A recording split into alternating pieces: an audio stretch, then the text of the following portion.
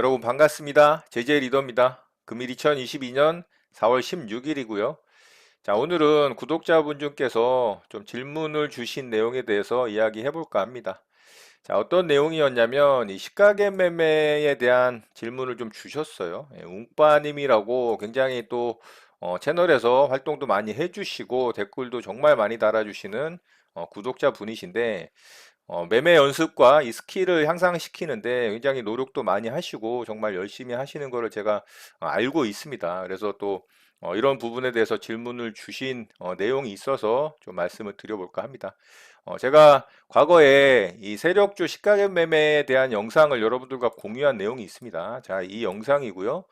세력주 시가get 매매 1부, 2부에 대한 영상을 통해서 이 시가get 매매를 하는 방법에 대한 내용을 좀 공유를 했고요. 사실 이 내용은 정말 제가 생각할 때 웬만한 유료 강의보다도 수준이 좀 높다라고 자부를 합니다. 그래서 시가get 매매 저 두 영상만 잘 습득을 하신다 하더라도 괜찮은 수익을 얻을 수 있을 거라고 좀 생각을 하고요. 자, 질문 주신 내용을 좀 보도록 할게요. 자, 이런 질문을 주셨는데 무림 SP를 보고 시가get 매매 대응을 하셨다라고 하고요. 4,130원에 매수대기를 했는데 그보다 훨씬 전에 만들었던 고점인 4,210원을 어느 정도 딛고 약 3.5% 정도 상승했습니다. 혹시 4,130원의 매수 타점이 잘못된 것일까요? 아니면 매수 타점은 괜찮았는데 위에서 상승이 나왔으니 매수를 하면 안 되었던 것일까요?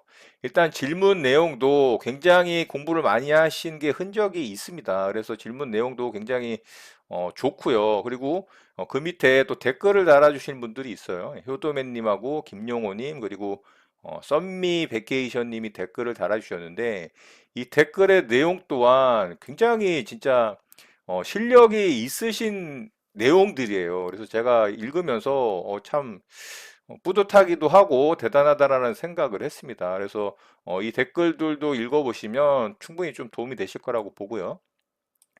자, 일단 제 관점을 좀 말씀을 드려볼게요. 무림 SP 같은 경우는 이런 말이 있잖아요. 보기 좋은 떡이 먹기도 좋다라는 말이 있는데, 자, 일단 무림 SP는 이 갭을 띄우기 전에 이 일봉상의 차트 모양이 그렇게 이쁘지가 않습니다. 자, 요거는 이제 일단 좋아요. 이렇게 이제 장대 양봉 뽑아주고, 이렇게 이제 하락을 하는 과정에서 너무 깊게 하락을 주지 말고 이런 식으로 주가를 좀 만들어주는 게 좋습니다. 어느 정도 하락을 주더라도 너무 깊게 하락을 주지 않는 게 좋다라는 거죠. 근데 무림 SP는 고가권 놀이의 패턴이 아니고 그냥 이 몸통의 뭐 거의 절반을 훼손하는 깊이까지 하락을 줬잖아요. 자, 그 이후에 갭이 무려 15%가 넘게 뜨다 보니까 어떤 현상이 발생을 하느냐.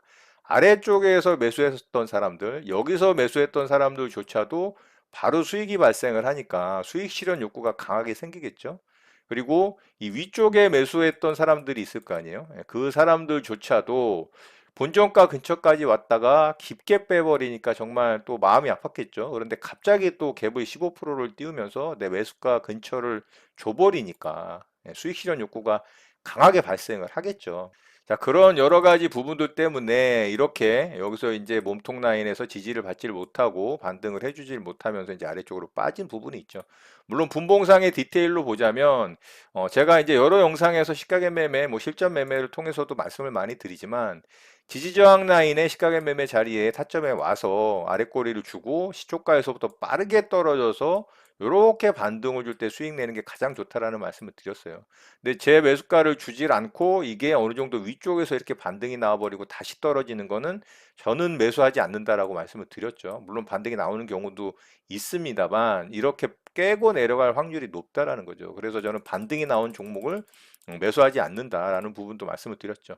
자, 그러면은 무림 SP 같은 경우는 여기까지 떨어지지 않고 여기서 한 차례 반등이 나왔죠. 자, 여기서 반등 나온 부분이 이 정도까지니까 대략 4.3% 정도 반등이 나왔습니다. 그러면은 3% 이상이면은 저는 일단은 1차 뭐 절반 이상은 수익 실현을 하거나 아닌 전량 수익 실현을 하는 수익률입니다. 자, 그러면 이 종목은 다시 떨어져도 저는 매수하지 않거든요. 자, 그리고 무림 SP뿐만이 아니고 이날 이제 무림 SP 관련한 이제 그룹주들이 있잖아요. 무림 페이퍼와 무림 PN인가요? PNP가 있죠. 무림 페이퍼부터 볼까요? 자, 무림 페이퍼도 보면 얘도 이제 이런 시가갭 자리가 만들어지긴 했죠. 근데 얘도 깊이가 너무 깊었기 때문에 얼굴이 이쁘지 않다. 보기 좋은 떡이 아니다. 이렇게 좀 말씀드릴 수가 있고요. 얘도 이제 분봉상 움직임을 보면 자, 이렇게 이제 슈팅이 나왔죠. 보이시나요? 시가에서부터 이렇게 슈팅이 나와서 얘는 7%가 상승을 했습니다. 자, 그러면은 아무리 무림 SP가 좋아 보여도 같은 그룹주들이 이렇게 슈팅이 나와서 떨어지는데 이거를 참고를 안 하고 대응을 하면 안 되겠죠. 이렇게 수익을 줬다가 떨어지는 그룹주 내 종목들도 체크를 하면서 바로 떨어지는 건지 수익을 줬다 떨어지는 건지를 확인을 하고 대응을 해야 되는 거예요. 무림 페이퍼가 이렇게 급등을 주고 떨어지기 때문에 아무리 무림 SP가 좋아 보여도 매수하지 않는 게 좋은 거라는 거죠. 자, 그리고 무림 PNP도 좀 볼까요? 자, 무림 PNP 맞죠? 무림 PNP도 얘도 마찬가지죠. 보이시죠? 자, 시가에서부터 위로 슈팅을 자, 얘도 6.3%나 줬습니다. 그러니까는 수익 실현할 사람들은 여기서 다 수익 실현하고 이제 매물만 쏟아지는 격이 되는 거죠. 그러니까 무림 SP는 매매하지 않는 게 좋았던 겁니다. 일봉상의 모양도 좋지 않았고 그리고 그룹주가 같이 움직이는 상황에서 그룹주들이 이미 위로 수익을 낼 수 있는 수익 구간을 6%, 7% 이상 슈팅을 줬기 때문에 좋지 않다라는 거죠. 자, 무슨 말씀인지 아시겠죠?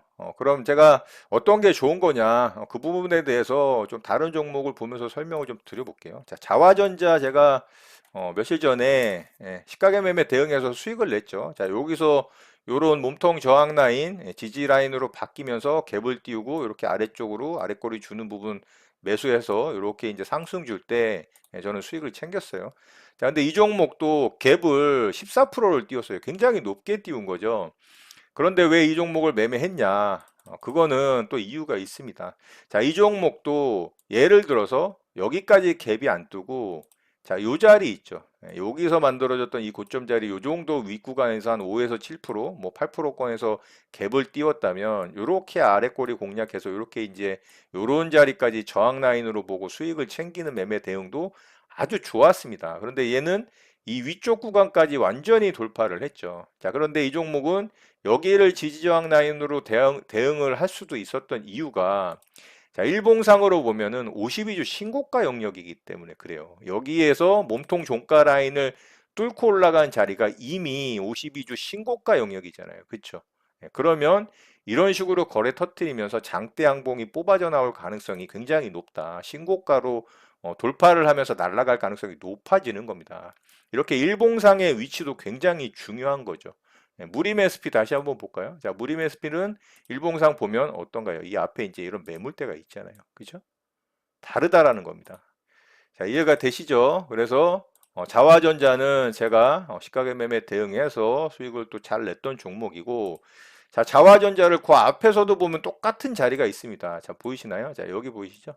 자, 여기가 몸통 저항 라인이었었어요. 그런데 어떤가요? 주가를 이렇게 갖다 붙이죠. 이런 식으로 올려서. 그리고 이 저항 라인과 이날의 종가 있죠. 자, 이날의 종가입니다. 자, 이날의 종가까지 얼마 이제 거리가 안 남았죠. 이렇게 갖다 붙이는 게 좋은 거예요. 이렇게. 자, 이렇게 이제 5% 정도밖에 갭 차이가 안 나잖아요. 그러니까 그 다음날 갭을 딱 띄웠는데 갭을 보니까 10.8% 갭을 띄웠어요. 조금 높긴 했지만 어떤가요? 정확하게 아랫꼬리 주고 가죠. 자, 여기 정확하게 아랫꼬리 주잖아요. 여기서 매수했다면은 이 종목도 이렇게 수익을 낼 수 있는 구간이 있었다. 무려 14.3%가 반등이 나왔다라는 거죠. 그러니까 너무 이 저항 라인과 멀면 안 된다라는 거예요. 주가가 이렇게 아래쪽으로 빠져서 있으면 안 된다라는 겁니다. 이렇게 해서 너무 높게 갭을 띄우게 되면 매물을 맞고 떨어질 가능성이 높아지는 거죠. 이해되시죠?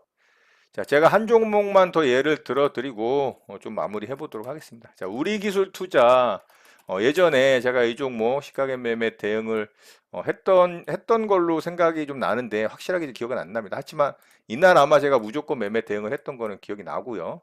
자, 여기 이제 몸통 지지저항 라인이 있죠. 자, 요 자리입니다. 자, 이봉의 이제 시가 자리죠. 6,050원 자리고요.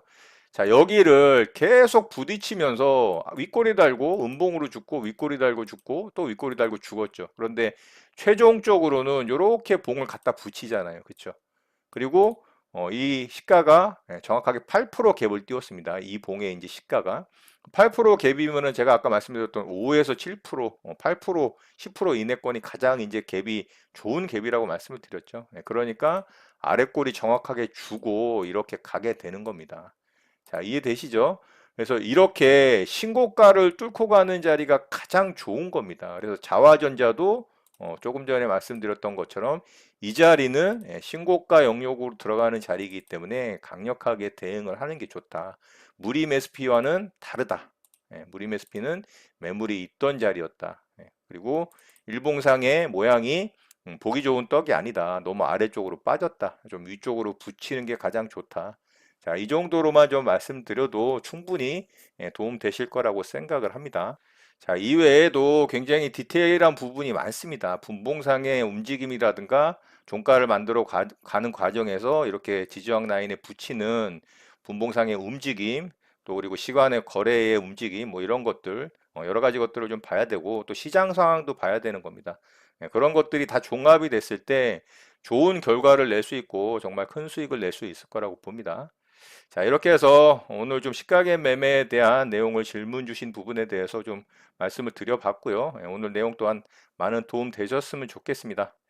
자, 그리고 제가 이번에 새로 이 카페를 좀 운영을 하려고 합니다. 사실 카페는 제가 3년 전에 개설을 좀 해놓고 만들어 놨었는데 운영을 하진 않았었습니다. 그래서 이번에 그동안 유튜브를 통해서 좀 공유할 수 없었던 내용들, 좀 그런 내용들에 대해서 카페를 통해서 좀 이야기해보고 나눠볼까 생각을 했고요. 자, 카페 운영을 시작한다는 좀 공지 내용에 대해서 이렇게 이제 글을 좀 써봤습니다. 카페를 만든 지는 시간이 좀 되었는데 운영은 해오지 않았습니다. 그동안 유튜브에서 언급하기 어려웠던 내용을 본격적으로 카페에서 게시할 예정이며 카페를 활성화하고 운영을 하려고 합니다. 많은 분들이 좋은 정보를 얻어가고 공유하며 성장하는 카페가 되었으면 합니다. 많은 활동과 참여 바랍니다. 감사합니다. 라고 좀 글을 썼습니다. 자, 이렇듯 카페 활동을 통해서 또 여러분들과 유튜브를 통해서는 또 공유할 수 없었던 내용들에 대해서 많은 공유를 또 하고 또 좋은 정보를 얻어가시는 여러분들 되셨으면 좋겠고요. 많이 방문하셔서 또 활동해 주시고 참여해 주시면 큰 도움이 될 거라고 생각을 합니다. 자, 오늘 내용은 이것으로 마치도록 하겠습니다. 오늘 하루도 마무리 잘 하시고요. 늘 행복하시기 바랍니다. 여러분의 구독과 좋아요는 영상 제작에 큰 힘이 됩니다. 감사합니다. JJ 리더였습니다.